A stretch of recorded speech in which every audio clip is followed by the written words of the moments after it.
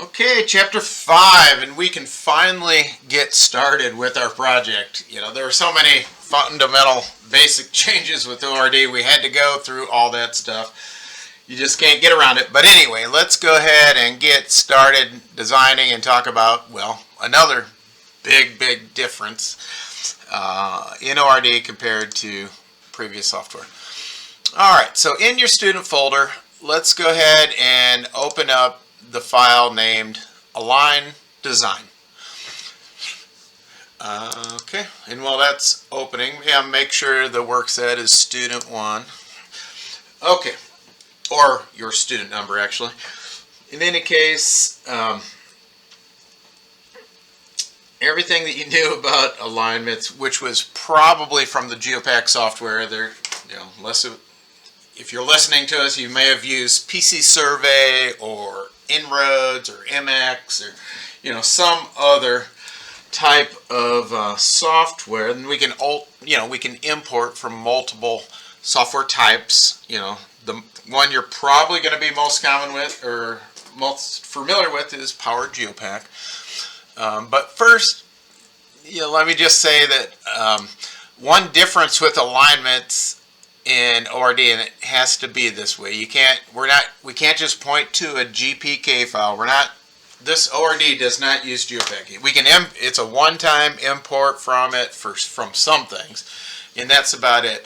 But really, going forward, you'll find that your surveyors, in developing their existing alignments, and when you develop your proposed alignments, you're not going to be using those same tools that was available in GeoPack, like coordinate geometry that's been around forever. And also the alignment was in a separate file, a GPK file, or if it was an inroads file, what are they, ASC, or I'm not sure. They're some other extension. But in this particular case, the alignment was developed using, well, it's coming out of Power GeoPack for us to pull into ORD anyway, so that's what we're going to talk about. We are going to bring the alignment in from the GPK, and the alignment is just going to be a graphical alignment, kind of a live alignment. There's no separate file, it's just what you see in that file, and then we can report out on that alignment. And I'll show you. Well, I'll stop talking about it. Let's go to the Geometry tab. And then right under that, so I'm under OpenRoads Modeling, Geometry, Import Export, and we're going to select Import Geometry. And then we're going to point to the GPK file, which I've got that in a folder for you under your student number. It's located in the surveys folder, and you'll see there's only one GPK file out there, 1, 2, 3. So we're going to select that one, and then we're going to decide, what from that GPK do we want to bring in, and we're only going to bring in the alignment. So let's click on the alignment. Okay, I guess I cleaned up that GPK to make this easier. There's only one alignment there, and that's E001. And then it says, okay, when you go to bring this in, do you want to assign a feature definition to it? And I guess we'll have to talk about what feature definitions are, which you probably didn't use that in Power GeoPack. It's not necessarily new, but wasn't really used in GeoPack itself. So anyway, we're going to have that set to geom underbar EX centerline. We'll just leave it at that. And then, what other choices are there? Yeah. So it's pretty intuitive, I think. Alignment, geom, EX centerline. I think that's the one we're probably going to use. Let me look real quick under roadway. Geometry. I don't know. Let's stick with this one. We're going to use geom EX underbar centerline. We're going to hit import. We'll fit the view, and there it is.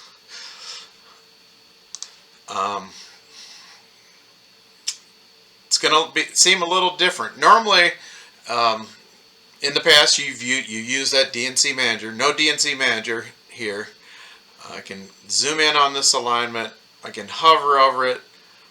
I can select it, and when I do so, I get this little pop-up here, and you can see I can do all these other things with it. Like I said, there's no coordinate geometry. If I want information about this chain, I can click that report button. Get the information this way. I can export. We can do all sorts of things like that. But before we even think about doing that, notice a couple things I want to show you here. When you do click on it, notice that there's some white text, some orange text. You can see the stationing here, and we can change a lot of these things. This is obviously one big difference here. I could change that station right there if I wanted to. I could change the radius of that curve, all sorts of things. And it's, what you're going to see as we go through this is everything's kind of live and everything's going to be tied together, which makes it pretty powerful. But first, let's go ahead and station it. And here's another difference, is that the stationing is annotated. It's not microstation tag. Well, let me show you.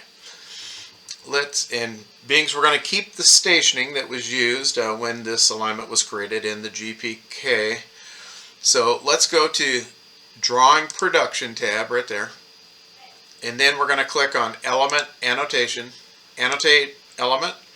We click one time, and there it is. We see our curve data, see all of our stationing, that sort of thing. And notice, like I said, it's annotated. When I go up here and I change that 1 inch equals 50 to 1 inch equals 20, changes size, which is really nice. Really like that sort of thing. Now, even after the fact, let's say the stationing changed or something like that, I can go into geometry, and up here it says modify. I could key in start station from a certain point, or at the beginning 0. I could key in that station, click on the alignment, restation, add station equations if I wanted to, all that sort of thing. But most likely, if the alignment's provided to you from surveys, you're not going to be changing the stationing or dealing with station equations and all that sort of thing. Most likely for you as a designer, you'll be dealing with the proposed. And what we're going to see here on the next couple chapters, remember what we're going to be doing here. We're going to pull a tangent off that curve and get all this tied in. But this chapter is really just about showing you, the existing alignment itself and how you go about importing that alignment into the design file and annotating that alignment. We'll leave it at that. If you had other software that you're using or different things, or exporting it, I think once you get the fundamentals down, a lot of this other stuff will become intuitive. I don't know if, maybe this is a good spot to talk about feature definitions first. Let me just mention this. In the past, when we talked about attributes of a feature, like a line had level, weight, and color, or if it was in GeoPack, you had a DDB file and you assigned attributes to it, that sort of thing. Well, there is no DDB file in ORD.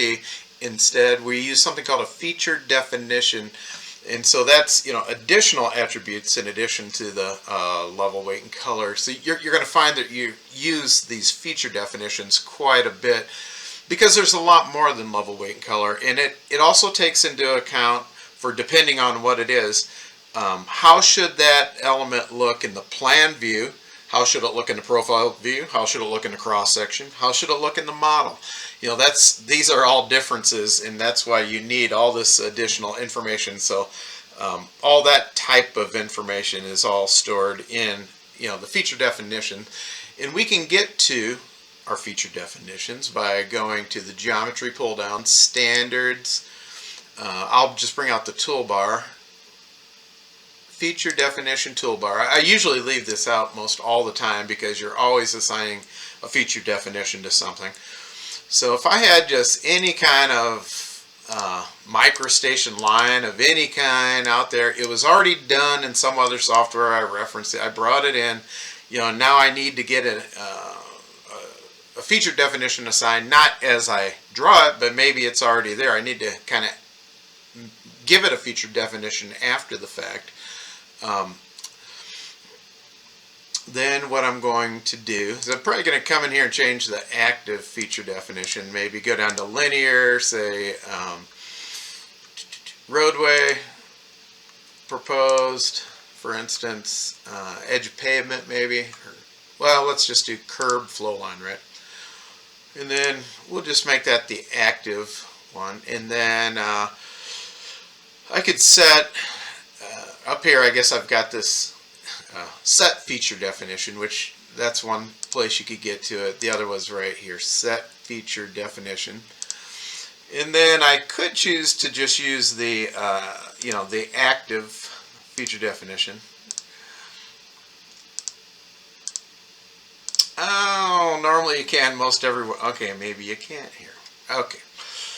So in any case, I guess I am going to go ahead and select it here, not just use the active. I'm going to go ahead and select whatever I wanted that to be. If it's an alignment, I'll select it there. I click on it, I reset, and you can see it assigned the feature definition of any kind. We'll come back to this, and we're going to be talking about feature definitions a lot. So think of that as just like a little intro as we talk about importing alignments. And so that is the end of Chapter 5.